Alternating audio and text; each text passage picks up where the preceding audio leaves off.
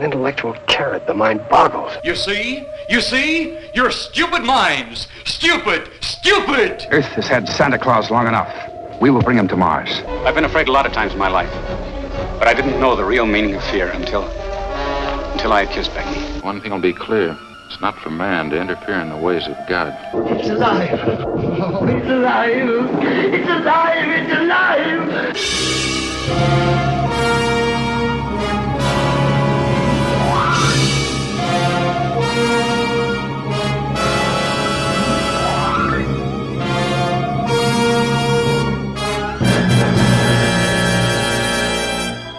Good evening, everybody, and welcome to Earth vs. Soup, episode 122. I'm Aaron Pollier. I'm Darlene. We are talking about Invasion of the Saucermen from 1957.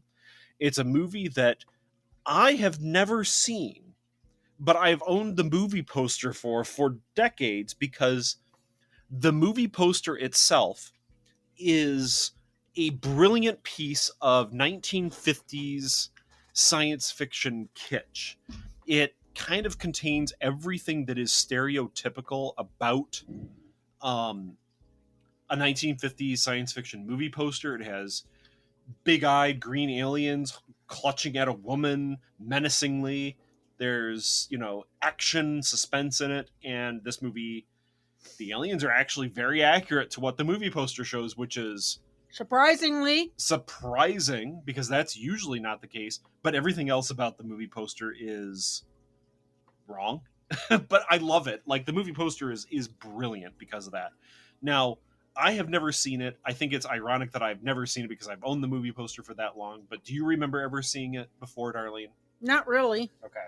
Doesn't mean I didn't, but it obviously did not stick. Now, this movie, you said you were looking up. It was released in 1957, like we said. June 19th, 1957, with a double feature of I Was a Teenage Werewolf. Yes. And we have not done I Was a Teenage Werewolf, but that's probably one that we should do. It was known by many different titles across the planet, like Invasion of the Green Monsters. Out of Mexico. But in UK it was Hell Creatures. Hell Creatures. Invasion of the Hell Creatures. No, just Hell Creatures. Oh, it's just Hell Creatures? Just Hell Creatures, yeah. It's 69 minutes long. Yeah, 69, nice.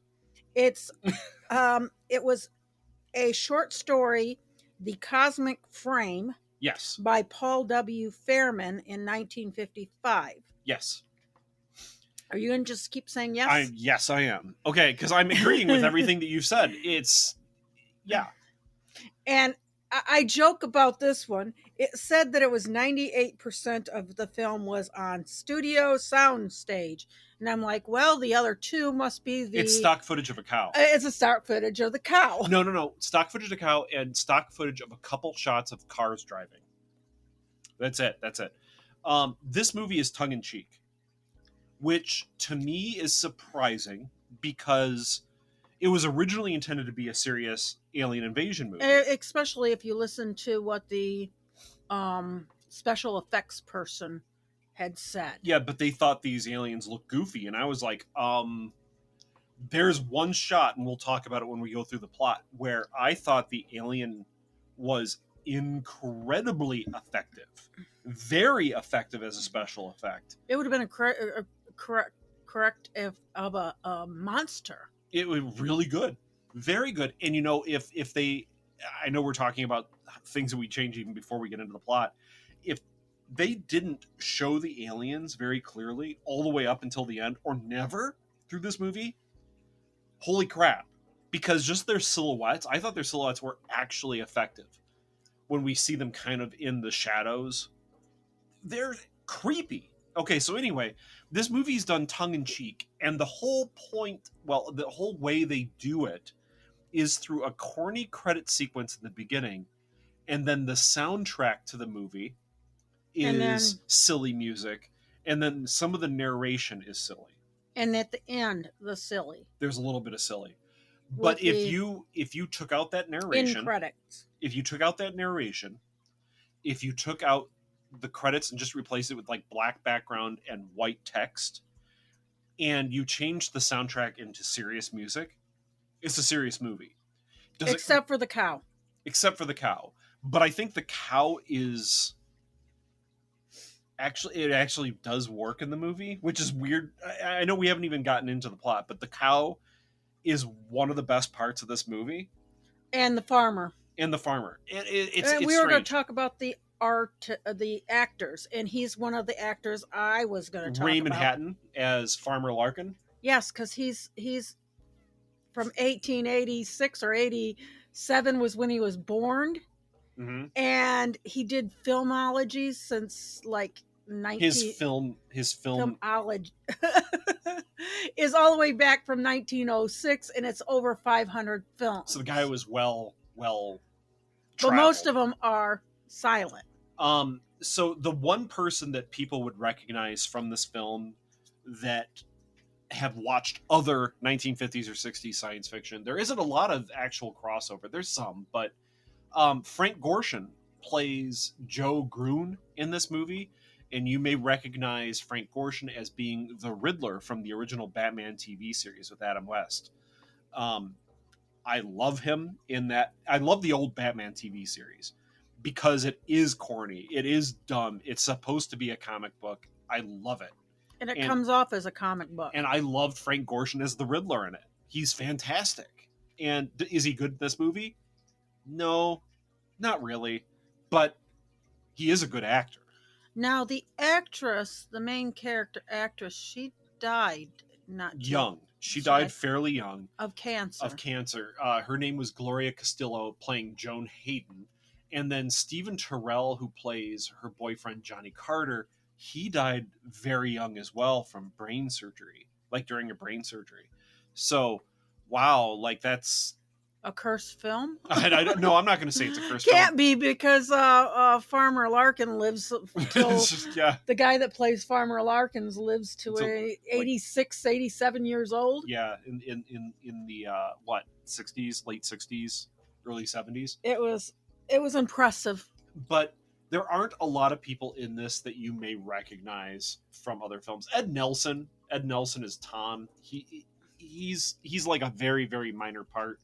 But Ed Nelson has been in a lot of things. He was in like the Police Academy films, Murder, She Wrote, Charlie's Angels, like a couple parts in that. But anyway, you might recognize him. But let's get into the plot, and then we're going to talk about like what works. Because believe it or not, I liked this movie. This movie, I didn't know what to expect in this movie besides goofy-looking aliens.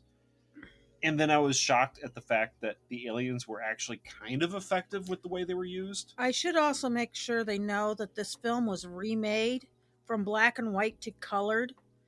And that film is The Eye Creatures. Okay, because eyes are... So if you go to watching that, do realize you're watching a remake, and we will not do that one. Yeah, we're not going to do that. So the movie opens with credits that are like a book of drawings, and Darlene describes it as very Disney-like. I do not. The music, I said, was Disney, not like. But they're like cutesy little comic drawings of aliens invading and like. And if you dealt with the 1940s Disney, that would be the cartoon and writing. The book says Disney. It's based on a true story, which obviously. The book that they're flipping through for the credits. Yeah, it says it's a true story. The closest thing that I can think of that might be connected to this is the Hopkinsville Goblins.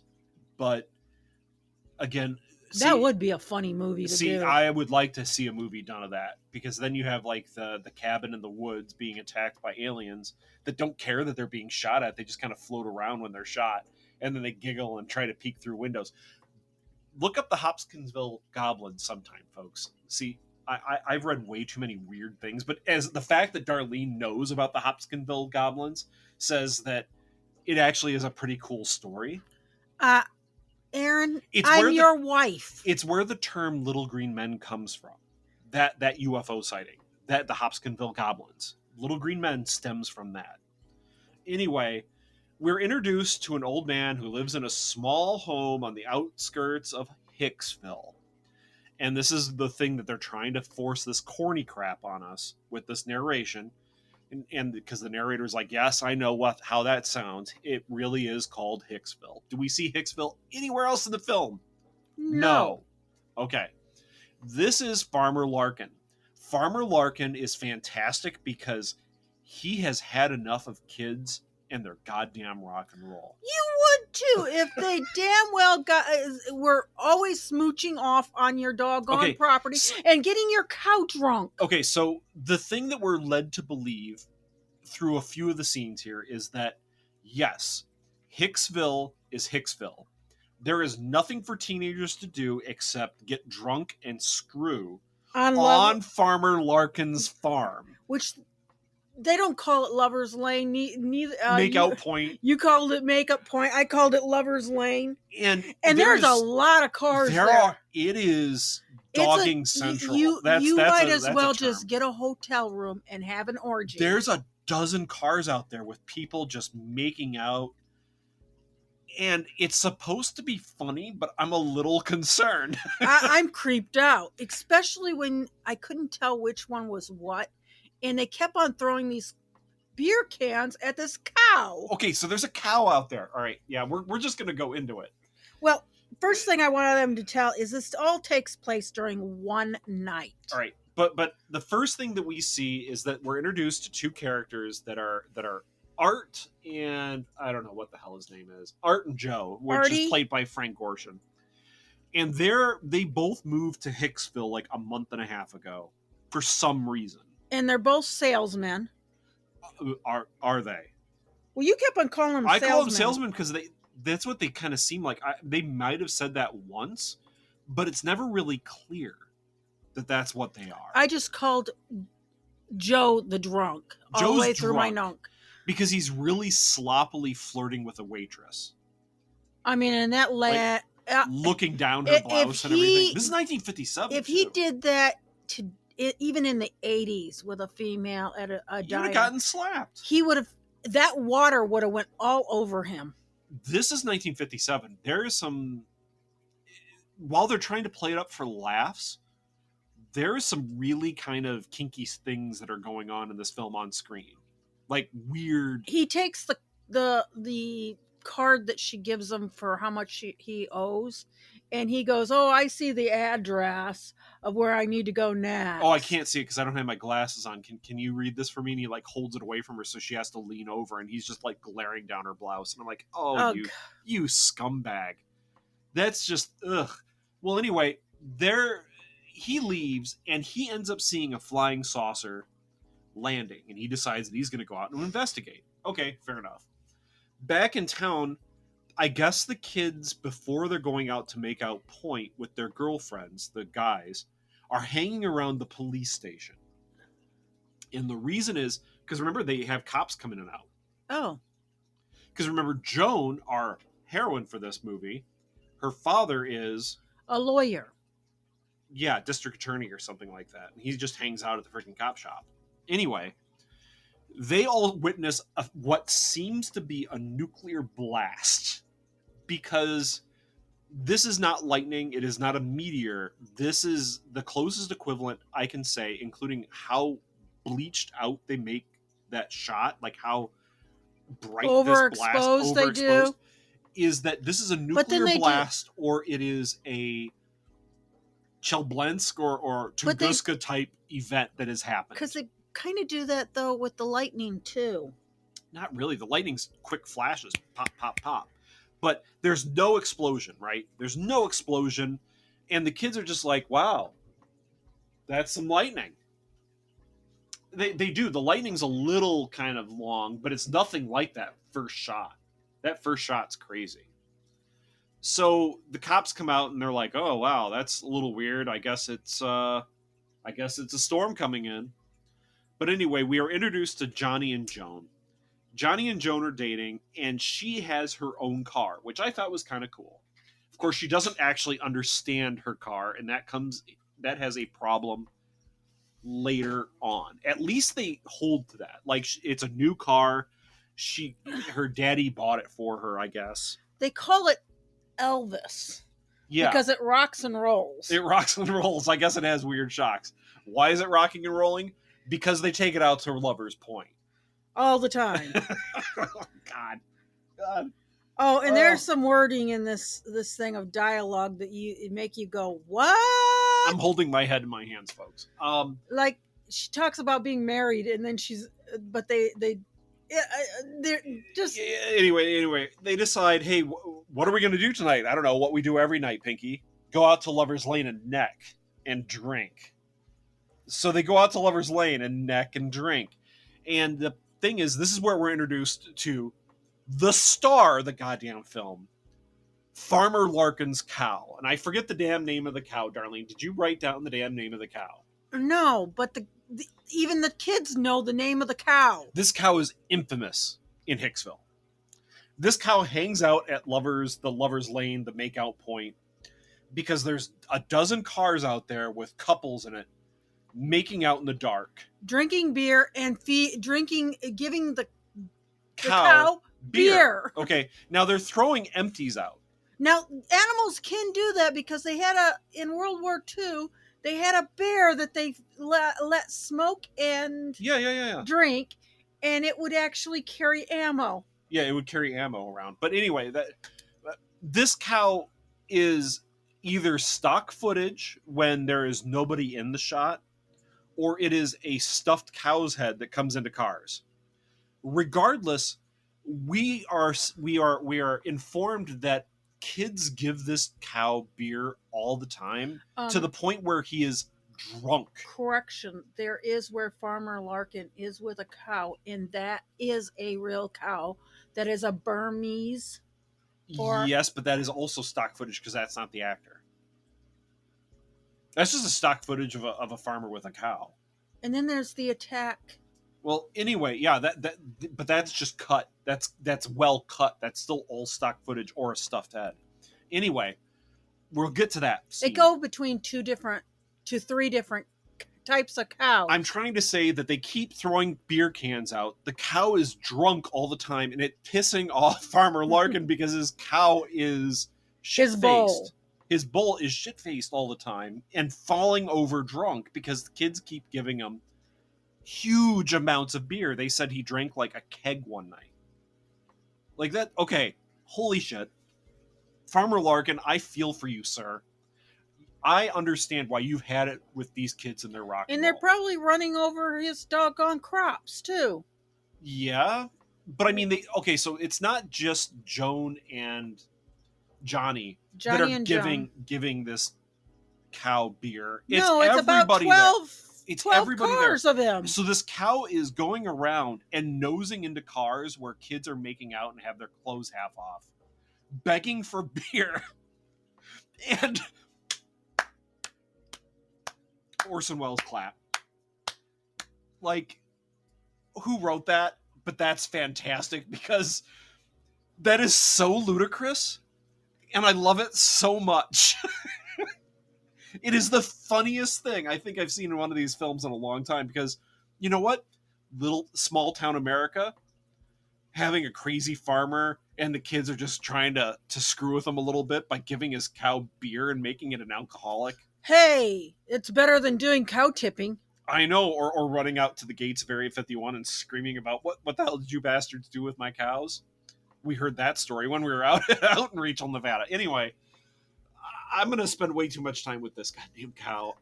Especially since aliens and cows and our trip through Canada on the snow train messed with the kids' mind because you had cattle colored mutilation books. Pictures of books on cattle mutilations. See, I read weird things. I know a lot about the UFO experience, and I've already talked about. The kids were like 5 to 8 years they old. They kept screaming in my ear. And they're like, "Those two are weird." That's a little too weird. Those two are weird. Yeah. So then they left us alone. So we just have this whole scene with this cow. Then we go back to the guy that's drunk. He went out to the saucer. He freaks out because I guess he sees the saucer, but he doesn't see any aliens. And he drives off. I have the cow getting involved more with beer. The I think it's Joe Frank Gorshin in this. He ends up, let's see here. He comes in to talk to his partner Art. and he calls in. He calls in, right? Or is it no? He actually goes back to the apartment the first time. The first time, He's yes, like, he's back. Dude, I've seen a saucer, and I need you to go out there with me to grab it. Art's like, screw off, dude.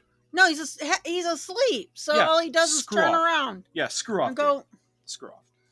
Now, do realize that Art left him totally drunk as he drove off in his car. Now, and Art walked home to his.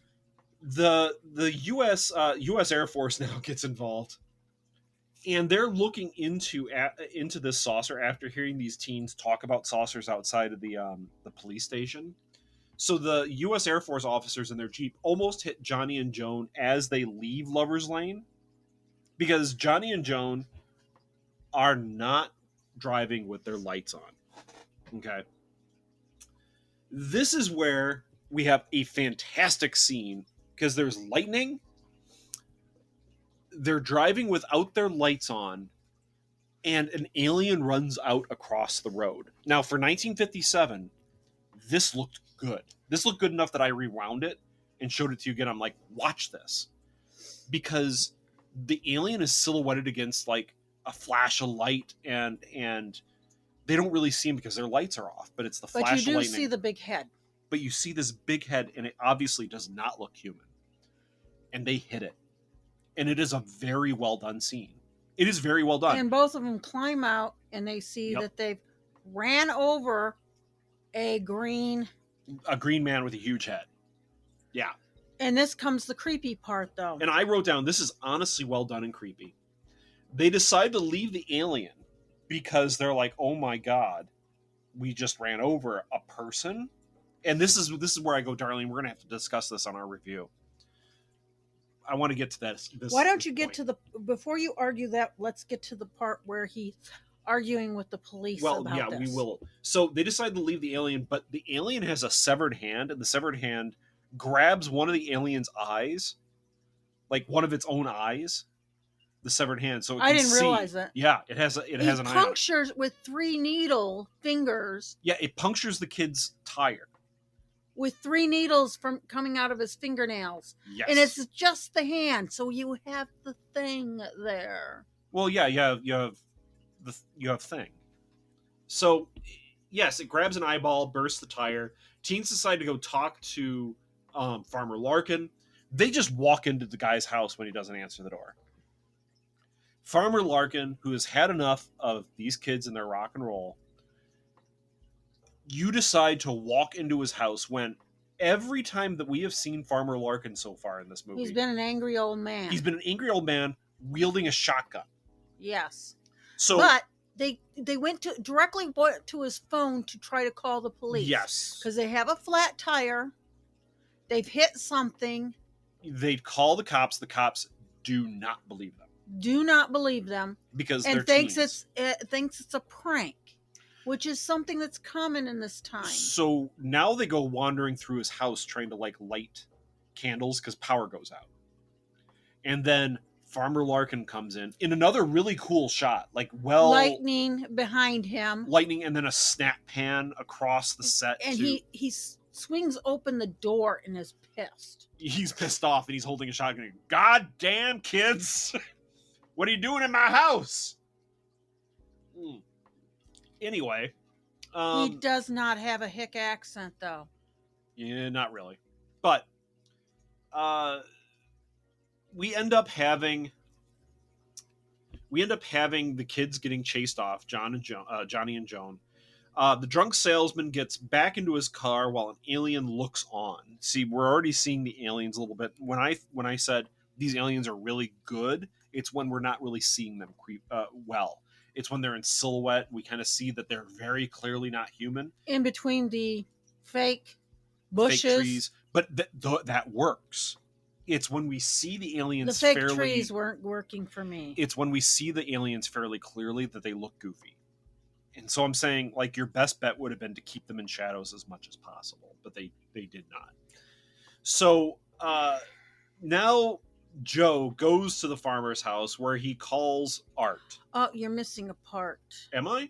Yes, because the kids come back to their car, and there's an alien that is drilling or pounding on their fender. The next scene is that. See, Shit. this is that the ongoing joke is Darlene thinks I miss a scene, and then it's literally the next scene that I'm going to talk about afterwards. So, Well, I got a lot of messy notes back here. so Art, he tells Art to get everything out of the fridge because he's bringing home an alien corpse and he needs to keep it on ice. So then the next scene is the kids going to their car and finding the alien, attacking it with a jackhammer for some reason. A small jackhammer, but it's making dents in the car. Yes. The wonderful fender, those 1950 fenders. So the Air Force is now at the saucer. They've found it, and they're ordering the occupants to come out via megaphone, and then they end up firing a rifle at it, and it just kind of bounces off. The guy who's in charge orders torches to then cut through the saucer. Now I'm going to skip a couple scenes and deal with all the saucer stuff here. Okay. They then show a shot of the Air Force mechanics, I guess, ground crews, working on the saucer in the middle of the forest with blowtorches, and they are clearly working on corrugated aluminum. Yeah, it's definitely Corrugated aluminum. And they set the saucer on fire, and it explodes in a blinding flash of light that I then said, and they only find the shadows of the people nearby later. No one's hurt, by the way. and this light is seen all the way back to the police station.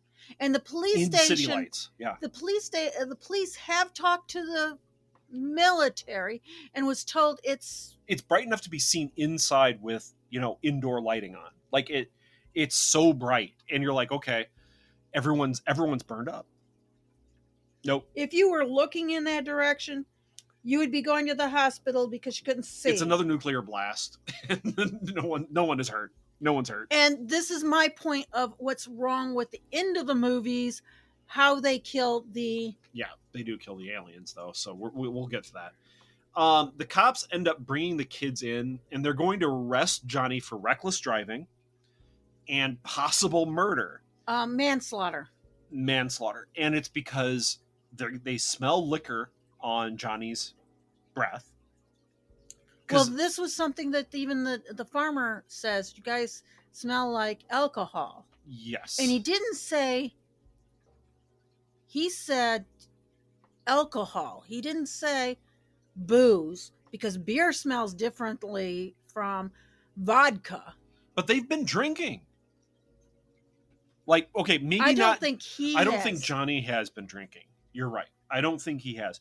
Everybody else in this movie drinks like beer or liquor or whatever. But they're going to arrest him for drunk driving, manslaughter at the very least, or reckless endangerment, whatever. Reckless, because he's not running around with no lights. Reckless driving as well, because he's admitted to running around with no lights, as you said, and then fleeing the scene of a crime.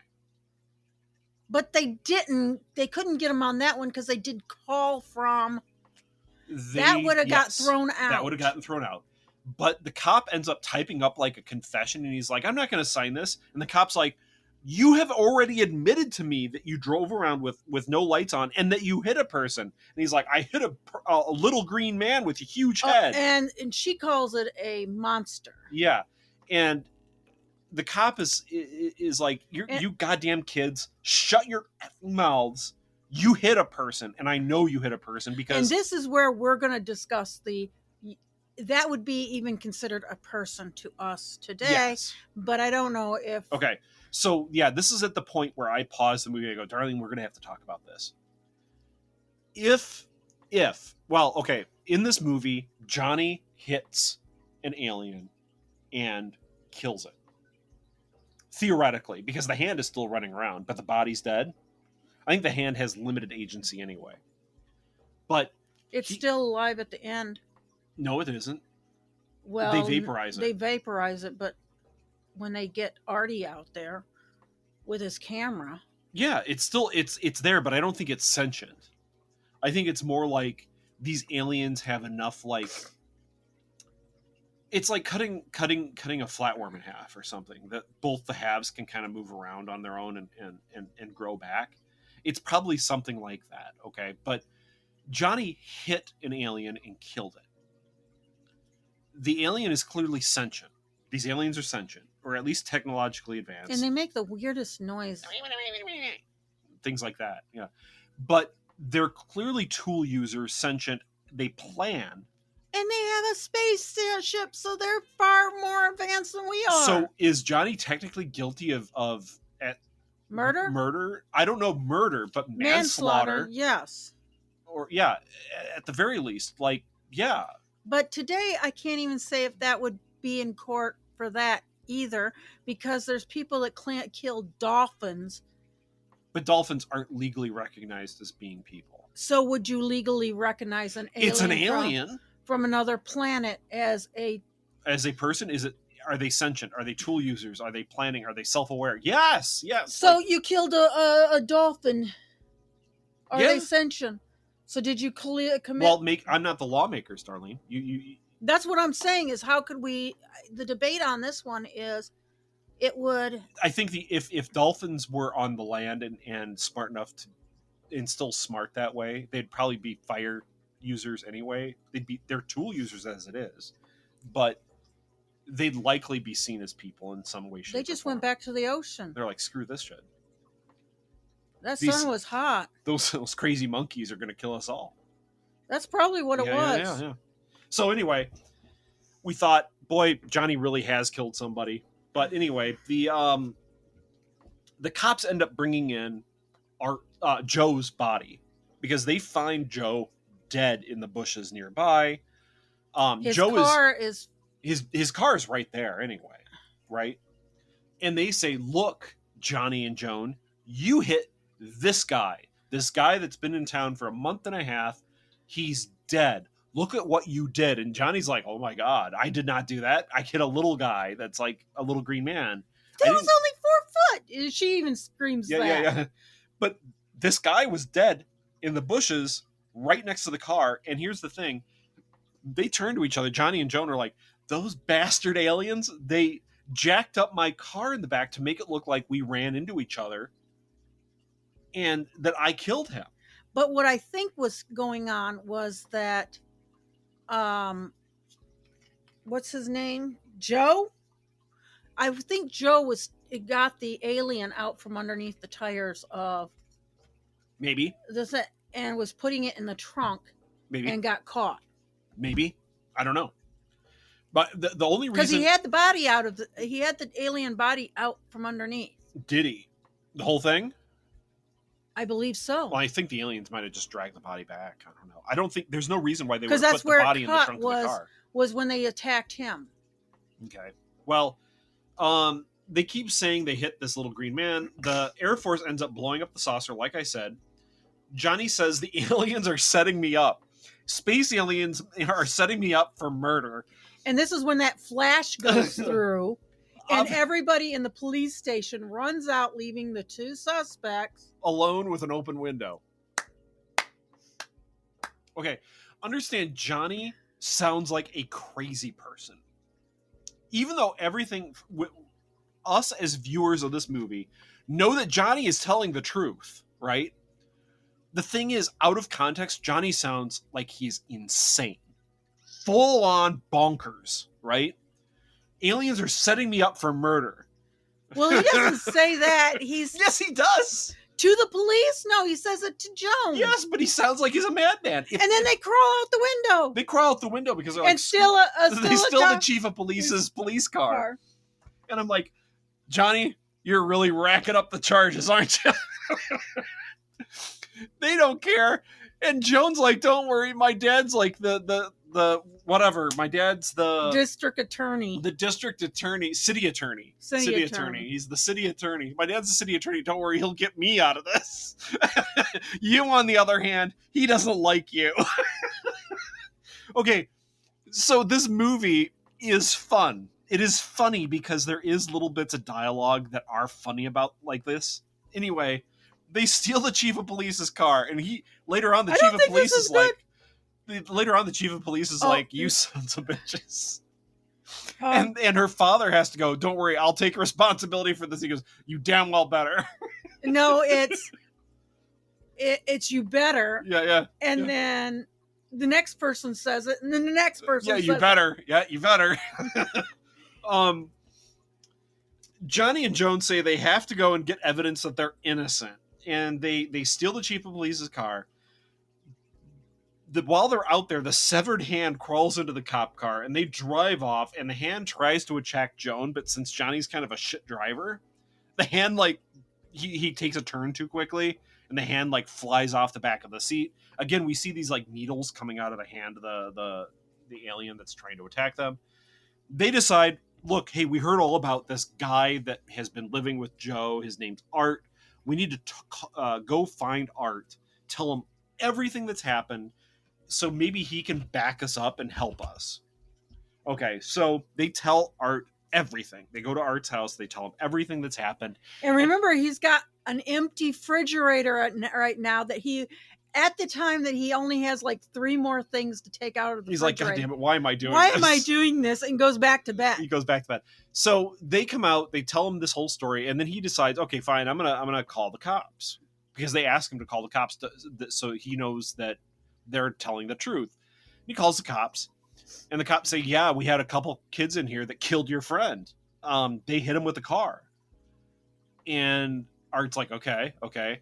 The cop goes, the police officer goes, and they're trying to say that it was a little green man. They're like, and he's like, oh, okay. And Art, like, hangs up the phone and goes, okay, your story checks out. I believe you. And it's like, wait a second. Art, the hell, man. These kids just come in here and say, look, I swear to God, we didn't kill your friend with our car. Even though the cops are going to say that we did, it's all a little green man. And, like, yeah, their story checks out that they said this to the cops. Sure. But you can see that the actor did a good job when that phone call was going, because he kind of rolled back his head and was like, what's the most likely explanation for this, though? That's the thing. It's that these kids killed his friend. Okay, his friend called him up talking about aliens. No. His friend called him up saying that, well, the first time it was talking about saucer. Then he said, I have to bring back this evidence. It's something I need to keep on ice. Clear out the fridge. Clear out the fridge. Now, that implies that he found an alien body, that he's wanting to keep it next to the eggs. But it's not like full on. Now, again, who is Art likely going to believe? A couple kids that might have just killed his friend his drunk friend?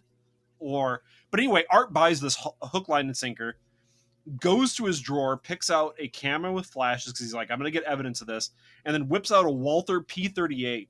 And the kids are like, whoa, dude, where did you get that? Off a Nazi soldier? And he's like, yeah, I got it off a Nazi soldier. So you captured it from him? No, he was already dead, but I took it from a Nazi.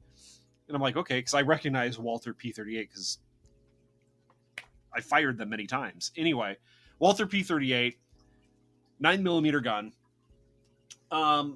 We end up having the coolest scene in this film where it all adds up in the end. This is actually good script writing. I don't know if you put all the pieces together. Well, at this point, they're out at the car looking at the hand that's moving. No. Scene before this. So there's a scene before this. You see again. I'm going. Nope. See, there's a scene before this, and it's with the cow, Darlene.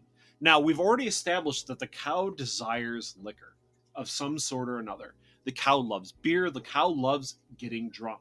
Well, after this scene, it turns out that the things that what the aliens are injecting people with their needle hands is they're injecting alcohol into people to, like, drug them, basically. Formaldehyde. No, it's just alcohol. Because they said the only reason Joe died was because he was already drunk and he basically OD'd on alcohol.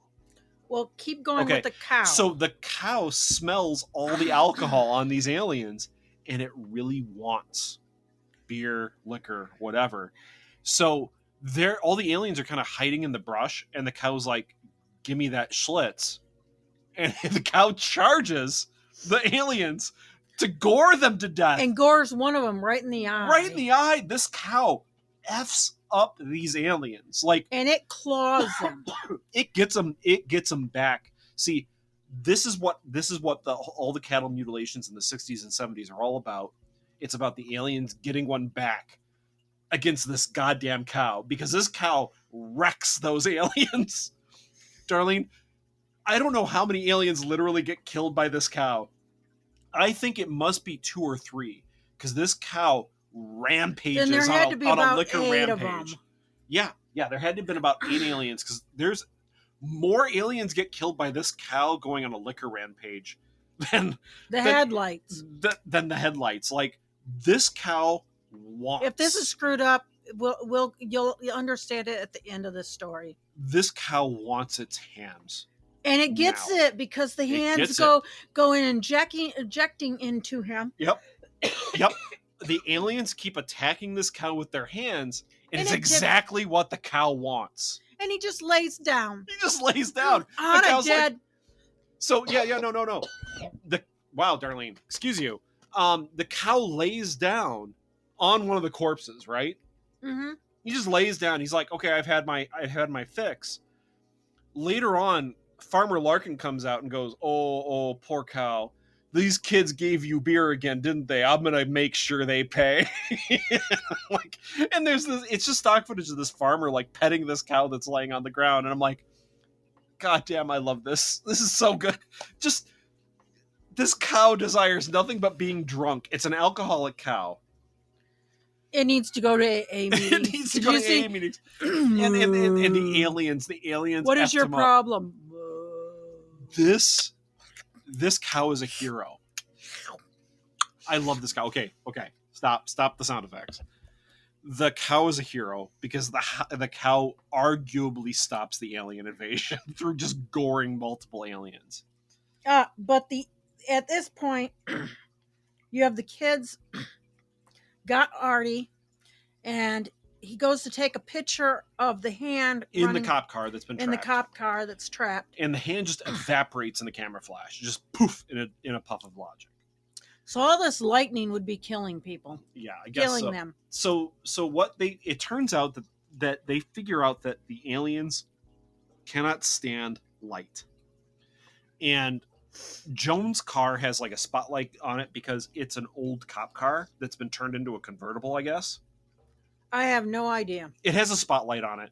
It has a bad battery because she doesn't actually know how to take care of it very well, which is fine. Okay, she figures she knows Why how. would I actually, if I was her and you had somebody that pumped your thing, She even says check your... She doesn't know about checking the water level in the battery. I wouldn't have because either. the battery's going dead. But anyway, they're able to hold off the aliens for a little bit. Art unloads his Walther P-38 on the aliens, and it turns out that getting shot in the head with 9mm rounds does nothing to these things. But a horn from a bull does. Well, it was a very angry cow, and it really wanted its Schlitz. And it got it. It got it. It got its vodka instead of Schlitz. Yeah, it got its Everclear, and it was very happy. It was a very happy cow. So Joan and Johnny survive because the aliens drag Art off into the bushes to have their way with him. And we think that, at this point, we think that they kill him, but it's, in fact, they just make him drunk. And the U.S. Air Force, or whatever the military was, had already left the burned out saucer. Well, there's nothing left of the saucer. They were just scooping up the dirt, I guess, to like cover it all up. Now, Johnny and Joan decide... Oh, and that was a funny joke too. Yeah. Because the one of the military guys says to the higher one, well, we're a special unit that covers up alien things. Isn't there could be some more. Yeah, there could be more than just us. We don't know because it's not like we're everywhere all the time. And then when he gets into the Jeep at the end, he goes, yep, and there's our news flash. Tomorrow will be for an aircraft. Yeah. We'll just say an jet crashed here. But Johnny and Joan decide they're going to go out to Lover's Lane to get all their friends together because they now... The gang. They now realize how to kill these aliens. And they get everybody in the car. Some couples don't give a crap, and they're just continually groping each other all the way through this final scene. It doesn't matter.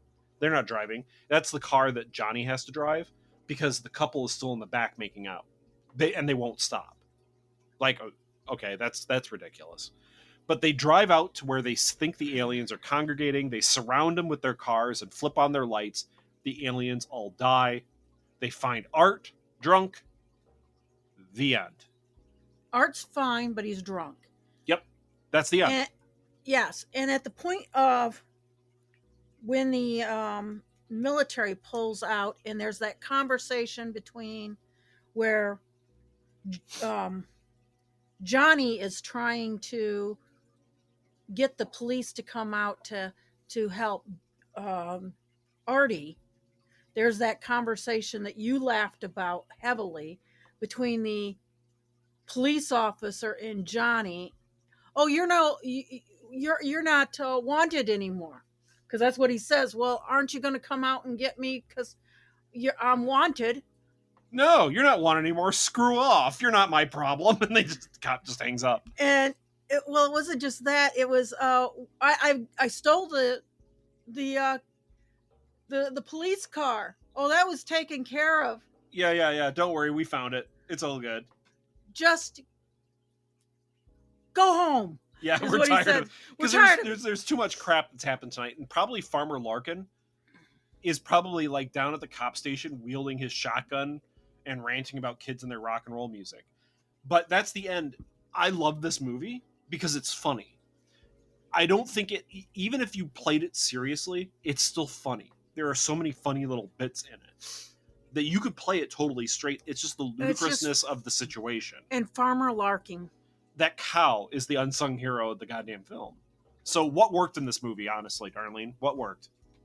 What did you like? I think you've already said everything that the cow. worked. The cow is hilarious. Farmer Larkin. But seriously, what I will say, one thing that I think actually worked from a cinematic film viewpoint is that there are a couple shots in this movie. There's some camera work in this that is honestly inspired. Like when Farmer Larkin walks into his house, silhouetted by lightning, and there's that snap pan over to the kids at the phone. Really well done. It's so cliche, though. It's cliche, but it's really well done.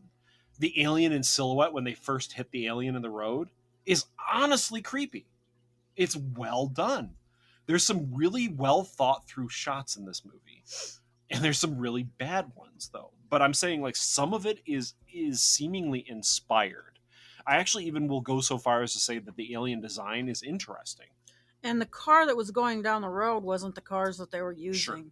That you go, day for night shot. Yeah. And I was just about to say, wrong car. Is there anything else you feel works that you like went, oh, this movie is good because of X, Y, or Z? I think you said everything. What didn't work in this? The military people.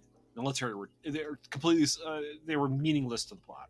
Honestly, they were meaningless to the plot, and it just But if you took out the military, it would be down to like 50 minutes. All it should have had was the cover, them covering it up right at the end. Yeah, just suddenly there's like lights on where the saucer landed again, and the kids go out there, and it's just like the U.S. Air Force with bulldozers going, "Huh, you kids should leave. We had a jet crash here," and all the kids know that there's something. No, that's where the saucer landed. It's just the U.S. Air Force covering it up. That would have been effective, but I mean, again, you knock all that stuff out, and it's down to like maybe 50 minutes. Like, even though the Air Force, I agree, completely pointless to the plot. I think most of the acting was not that good in the movie. I do like our two leads. Well, that's what I was saying. The military, the people that did the acting for the military were horrible. I think our two leads, who both died young, but the people who played Johnny and Joan, Stephen Terrell and Gloria Castillo, I think they were both good. I think they actually did pretty well, but everybody else, except for maybe Farmer Larkin and the stock footage of the cow, like those two were good too, but everybody else was fairly forgettable or bad. The whole conversation that the kids have, and you said that was in front of the Oh, Cop Shop. Cop Shop sounded so like they were reading. Yeah, the script overall for the dialogue is not that good. And it's a little confused because Johnny proposes to Joan in the beginning of this film, like wedding ring and all, at And Lover's then- Lane, surrounded by other people having sex. Very romantic. But later on in the film, she says, "It's my wedding night. Yes. I don't want this." But to then be... at the end of it, she talks about, I can't get married in this dress looking like this. And one of the girls says, you can have my dress that I'm wearing right now. We'll change. Ugh. Like they were Oh going yeah, to you can be my maid of honor. like they were at the time that they hit, they were going to get married. Ooh. I don't know. But who would marry them in some kind of small town like that? Well, okay, where with was your this filmed? your dad being the California. the city, with I your father being the city. They could elope to Las Vegas. It's 1957. They're in California. They could go to Reno if they're up. No, they're in northern- Hicktown. Hicksville, California, but they're in California somewhere, Darlene. And they're in like the middle of nowhere, California. So they're either closer to Reno or they can go through Death Valley and go to Vegas. It's still, I'm like, yeah. They can elope to Nevada. And I couldn't even believe that she thought that she was like, do you know who my dad is? Yeah, and they're like, And I'm yeah, like, I already called him. He's on his I'm way. like, you would have, as the You know who daughter my of father something is? you would have known that the police knew your father. Do you know who my father is? Yes, I do, honey. He's on his way. You're under arrest. Yeah. Oh Lord. Okay, so do we recommend this movie? Like I have to, just on the comedy of the cow. I love this movie, but I love it because it's the silliness of it rather than the. And see, when I said you could do this like a serious movie, change the soundtrack and all that, and it is a serious movie, but I would still think this movie is funny because of the situations that are in it, like with the cow, Farmer Larkin, all the make out And it goes through your head of the aliens trying to get back at cows, and that's why you got cattle mutilations, because that damn cow, it wrecked us. It defeated our invasion of Earth because it wanted its Schlitz malt liquor. But it does. They don't know it's their doggone veins that carry alcohol. Yeah, they figured it out at the end. The aliens did? No. I'm saying the teens figured it out. Well, the teens did, but the aliens don't. They should have just captured one of those aliens. So you need you need to use write them as a tap. You need to do the Invasion of the Saucerman 2 with the cow mutilations and the anti-cow league, the anti-cattle league. Yeah, I recommend this movie. I had a lot of fun watching it. Like I said, there are some scenes, there are some shots in this that are honestly very well done. Are the aliens goofy looking though when they're in full light? Yep. Are they defeated by light from headlights? Yes. And that's dumb. And this is why it's comedy.